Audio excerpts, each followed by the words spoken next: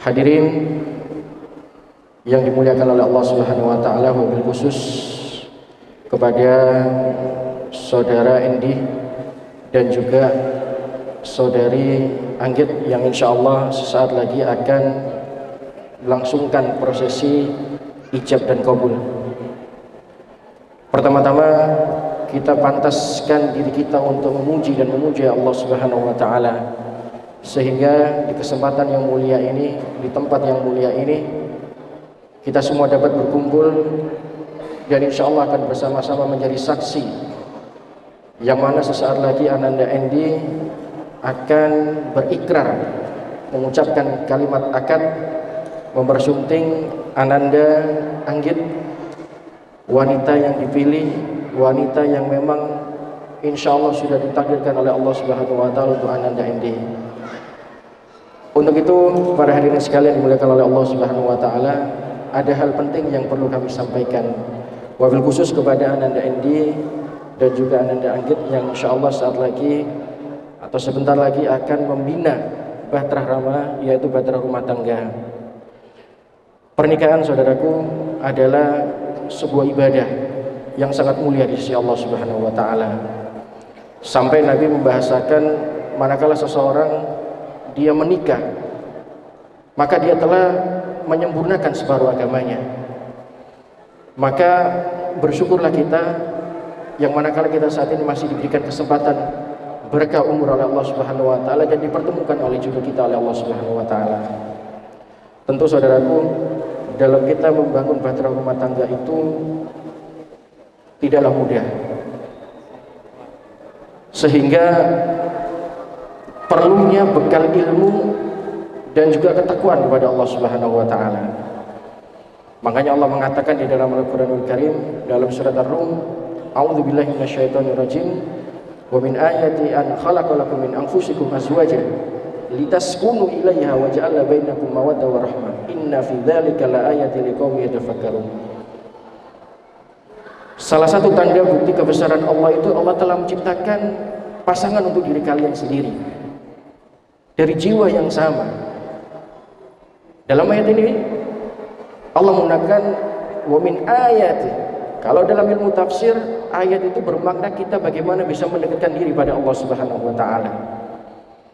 Maka hampir mustahil, saudaraku, bahwa kehidupan rumah tangga itu jauh dari namanya permasalahan, cobaan.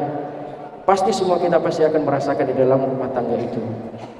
Maka ada resep dari ulama-ulama kita, dari ulama-ulama tazkiyatun nufus kita, manakala kita ingin membangun bahtera rumah tangga, hal yang paling utama yang harus kita lakukan adalah bagaimana, sebagaimana dalam ayat ini, kita mendekatkan diri kepada Allah Subhanahu wa taala. Niat saudara. Banyak orang mengawali segala sesuatu itu tidak didasari dengan niat yang baik. Maka ibadah yang paling mulia semacam ini, yaitu pernikahan, maka sudah sepantasnya kita mengawali niat dengan kita mendekatkan diri kepada Allah Subhanahu wa taala. Jadikan pernikahan ini sebagai salah satu momentum kita semakin dekat kepada Allah Subhanahu wa taala. Begitu juga untuk Ananda Anggit yang mungkin ada di belakang sana mendengarkan nasihat ini. Mari bangun awali rumah tangga ini dengan bagaimana kita bisa mendekatkan diri kepada Allah Subhanahu wa taala. Kalaupun nanti di tengah jalan, di tengah perjalanan rumah tangga kalian terdapat musibah, terdapat cobaan, kalau semua kita gantungkan kepada Allah Subhanahu wa taala, apa jadi Allah Subhanahu wa taala? Wa may yattaqillaha yaj'al lahu makhraja. Orang yang menggantungkan hidupnya semata-mata hanya takwa kepada Allah Subhanahu wa taala, berharap hanya kepada Allah Subhanahu wa taala, wa may yattaqillaha yaj'al lahu makhraja wa yarzuqhu min haitsu la yahtasib. Kalaupun nanti ada cobaan, ada ujian di tengah rumah tangga kalian, insya Allah Allah akan memberikan jalan keluar dari arah yang tidak pernah kita duga. Maka niat yang pertama ini harus benar-benar kita ikhlaskan, beribadah, mendekatkan diri kepada Allah Subhanahu wa taala. Kemudian yang kedua, saudaraku, nasihat yang paling penting juga, manakala nanti kalian sudah membangun rumah tangga ini, sudah secara sah menjadi suami istri, nasihat yang paling penting juga adalah tetaplah menjadi manusia. Maknanya apa? Suami, istri itu adalah manusia biasa. Suami kita bisa salah, istri kita juga pernah bisa salah. Apa kata Nabi sallallahu alaihi wasallam? Kullu bani Adam khata'u wa khairu khata'in at-tawwabun. Bahwa setiap anak cucu manusia itu pasti pernah melakukan kesalahan. Hampir-hampir mustahil, bukan tidak pernah, tapi pasti pernah melakukan kesalahan. Tapi apa nasihat Nabi selanjutnya? Wa khaira khotoina tawabun. Sebaik-baik orang yang salah itu yang beristighfar dan mengampun pada Allah Subhanahu wa taala. Maknanya kita jangan pernah melihat kekurangan dari pasangan kita. Jangan hanya terfokus terhadap apa kekurangan yang ada pada istri-istri kita atau kepada suami-suami kita. Tetaplah menjadi manusia, tempatnya salah dan dosa. Tapi bagaimana kekurangan itu, saudaraku, kita bisa menjadikan satu, saling menutupi. Hunna libasul lakum wa antum libasul lahum. Istrimu adalah pakaian untuk dirimu, dan dirimu adalah pakaian untuk istrimu. Maka yang paling penting, ilmu yang harus kita punya dalam mengarungi bahtera rumah tangga ini adalah saling pengertian. Kalaupun ada kesalahan, ada kekurangan, maka cobalah komunikasikan dengan baik. Maka dengan komunikasi itu dan memasrahkan pada Allah Subhanahu wa taala, insya Allah jalan keluar akan senantiasa diberikan oleh Allah Subhanahu wa taala. Kemudian yang ketiga, saya singkat saja saudaraku, ada hal yang penting juga yang harus kita pahami, bahwa hak dan kewajiban antara suami istri harus senantiasa kita lakukan. Maknanya, jadilah suami yang bisa menjadi pelindung bagi istri-istrimu dan anak-anakmu. Apa kata Allah Subhanahu wa taala? Ar-rijalu qawwamuna 'alan nisa. Laki-laki itu adalah pemimpin untuk para wanita, untuk istri-istri dan anak-anaknya. Banyak hal penting yang juga dilupakan oleh sebagian kaum laki-laki, khususnya para suami, bahwa salah seorang tugas terberat seorang suami adalah bagaimana menjaga dirinya dan keluarganya dari api neraka. Apa kata Allah Subhanahu wa taala? Ya ayyuhalladzina amanu qu anfusakum wa ahlikum nar. Wahai orang-orang beriman, jagalah dirimu dan keluargamu dari api neraka. Maka saya juga berpesan kepada Mbak Anggit yang ada di belakang sana, manakala nanti Mas Endi sudah mengucapkan kalimat akad sami'na wa ata'na terhadap Mas Endi, apapun yang beliau perintahkan, beliau arahkan, beliau bina selama tidak melanggar koridor syariat, maka lakukan dan laksanakanlah.